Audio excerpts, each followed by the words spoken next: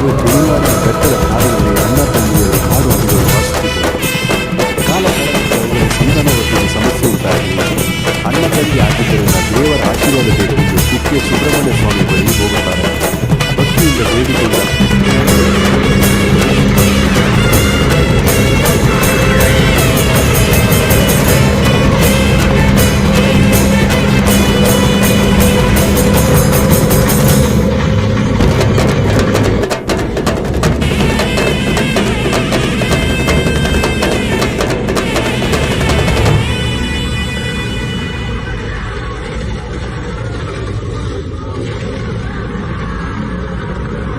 ಇದು ಪುರಿಯ ಬೇಡಿ ಹನುಮಾನ್ ದೇವಸ್ಥಾನ. ಇಲ್ಲಿ ಹನುಮಂತ ಈಗ್ಲೂ ಒಂದು ಚಿನ್ನದ ಬೇಡಿಯಲ್ಲಿ ಬಂದಿಯಾಗಿದ್ದಾನೆ. ಆದ್ರೆ ರಾವಣನಂತಹ ಶಕ್ತಿಶಾಲಿಯಿಂದಲೇ ಬಂಧಿಸಕ್ಕಾಗಲಿಲ್ಲ. ಆದ್ರೆ ಈ ದೇವಸ್ಥಾನದಲ್ಲಿ ಯಾರು, ಯಾಕೆ ಮತ್ತೆ ಹೇಗೆ ಬಂಧಿಸಿದ್ರು, ಈ ಒಂದು ದೇವಸ್ಥಾನದ ಕತೆ ಶುರುವಾಗೋದು